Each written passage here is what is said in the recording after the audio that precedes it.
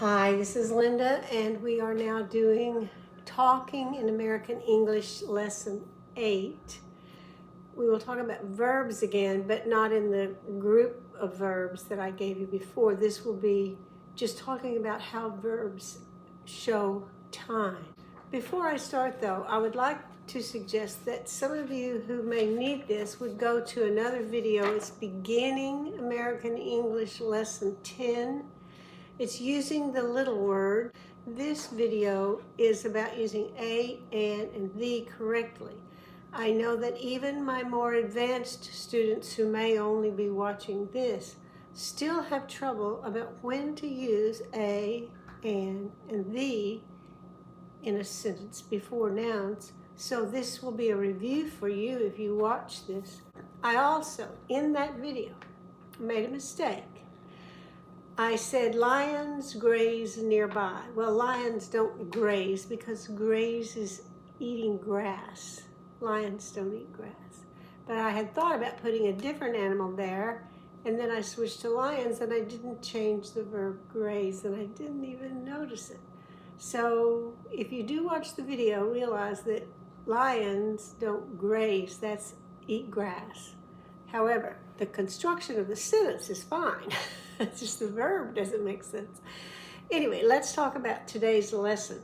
Now, the way we change the time with verbs is usually with the arrangement of helpers. So as a quick review, remember these are the words that can be helpers. Any form of the verb do, it can be a verb, but it can also be a helper to another verb. Have can be the main verb, but it can be a helper to another verb. So any of these forms can be helpers. The verb to be is the way it's listed separately from a time, has many forms. Am, are would be in the first form, is in the second, being in the third, was or were in the fourth, been in the fifth, and then sometimes be gets in there in a string of helpers, and it is also a helper word. We have these for shall, should, may, might, can, could, will, would, and those usually are either vague about when the action happens or in the future for will and shall, and sort of must. Have to is actually part of an infinitive phrase, and ought to is part of an infinitive phrase, but they're used in the same situation as these, so I'm listing them over to the side as possible use sometimes. But these are helpers. So when we see them in time sentences, you will see how these work. Do doesn't help with time much. The only other time we use this is to make the verb stronger, like I do like chocolate. He does study hard. So I can use it to make a verb stronger as a helper, and I can use it as a helper to make a negative, and I can use it as a helper to ask a question. But these others are used as helpers many, many other ways. So let's look at some of those. Just as a reminder, when we first learned verbs, this one for anytime, right now, sometime in the past definite, sometime in the past general. Now I want to talk about when we use the past when we have two things that happen in the past. Now if we say have walked, that's the general past, just means before now. But if I say had walked, it suggests that two things happened, and one of the things was walking. So that's what we're going to study today. What happens when we use had walked, or had eaten, or had slept, or some other fifth form of the verb with had instead of have or has. It's a special meaning. Now, had by itself can be a verb. He had a cold. But if we use it as a helper, it has a special significance for time. We use have and had as helpers in a general sense, the one we've already studied. General time before now, I would say, I have left the house. Before now, I have left. But if there are two times in the past, and I want to make sure you know which one came first, I would say something like, I had left the house when the rain started. And sometimes we put in already or just to emphasize that this thing is finished in the past before the other thing happens. Already or just. I had already left the house when the rain started, but the had left suggests that something else happened also. I have washed the dishes. That's general past. Have washed. I had, for instance, already washed the dishes. I had washed the dishes when I found another dirty dish.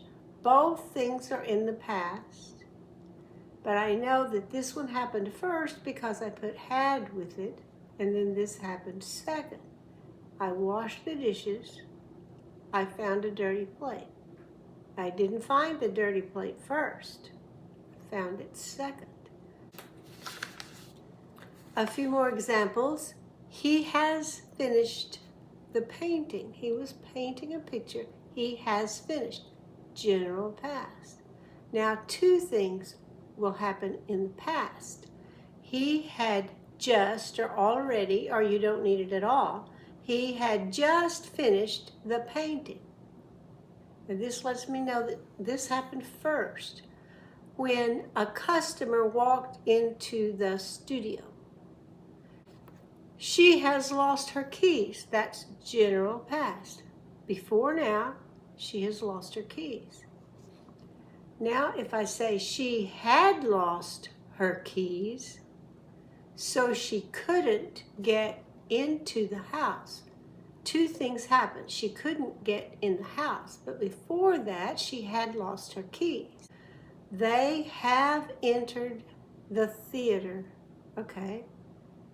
That's a general past. Before now, they entered the theater. They had just, or they had already, or they had entered the theater when the lights dimmed. That means they were bright and then they got darker. I know that this happened first and then this happened. Let me illustrate that another way. So, here is a timeline. That's why this is up here. This is a timeline. This is right now. This is past. And this is future. Okay. Both of these are happening in the past. So if I'm only talking about this one, he left the building. Or I could say he has left the building. I'm telling you something that's already happened, either at a definite time or a general time in the past. It's already happened. But if I add the building caught on fire, they're both in the past. They both already happened. Where I am right now, they've both happened. So I could say he had left the building when the building caught on fire. He left the building and then the building caught on fire. He may have left the building hours before, or maybe he just left, but it is a completed action, and then the building caught on fire. He left the building when it caught on fire. I didn't use had left. Now it sounds like they happened at the same time, or maybe it caught on fire before he left. He left the building when it caught on fire. As soon as the building caught on fire, he left. It's not clear here, because I don't have the had, that he was totally out of the building and then the fire started. So he had left the building happened first, and it's complete. Then the building caught on fire. This sentence without had, I can't tell. They're both in the past, but are they close together? Are they exactly the same time? I can't tell. That's why we use the had to make that clear. Here is another example. They closed the windows. That's past specific. They have closed the windows, past general. I put it on the timeline. They're both before now when I say the storm arrived. Now, what is the time of those two events, closing the windows and the storm arriving? They had closed the windows when the storm arrived. It doesn't matter which one of these I was thinking. If I say had closed, it means this is complete, and then the storm arrived. If I say it, they closed the windows when the storm arrived and didn't put had, then I don't know if they closed the windows at the same time the storm arrived, or maybe the storm arrived and then they closed the windows. It's not clear. But the had says this is first and this is second. This is complete and then this happens. But they're both in the past. Okay. I'm going to talk about how that works with future also next time. But this is only for the past, using had to show that something happened before another thing happened. I want to give you a conversation. Now, in the conversation, you will have some present, some past, some general past, and some that are this had version of past. By the way, remember, the verb have can be the main verb, in which case it can also get a had in front of it as a helper. So watch for that in the story. Also, I'm practicing pronunciation with this. We have 4 names. Jack. Jack. It's the ugly A. Jack. That's why I chose these names. Another person is Mark. It's Mark. Mark. If you're in England, it's fine to say Mark. Mark. And caw, and park the car. That's in England. In America, we need to hear the R. So Mark is his name. Mark. I'm holding a piece of candy when I get to the R. Mark. And then many of my students have trouble with a word that starts with an ST or an SP, so I gave him the name Steve, not Steve. Steve. Also, the V at the end of a word, it needs to be V, not the, just Steve. And you have to say V. I also have students who would just say Steve. Steve, no, Steve, not Steve, Steve. So we want to say his name. This is Steve. Start with the snake sound first. Steve. And then our last person is Jane. That's a girl's name. There are 2 names that are close, Jane and Jan. Now Jane has the long A, Jane. Jan has the ugly A, Jan. However, there's a little trick to keep those 2 separate that I learned a while back. If you say Jane, it's Jane. If you say Jan, it's Jan. That way you don't have to worry about the vowel sound. Just start them both with A, but on Jane, you go up, Ain, and Jan, you go down, Jan. Okay, so let's do the conversation. And in the conversation, I may stop and explain a couple of things, but basically, let's do the conversation. I will try to stop between speakers if you want to practice it. Jack says, "Hello, everyone. Have you had a good week?"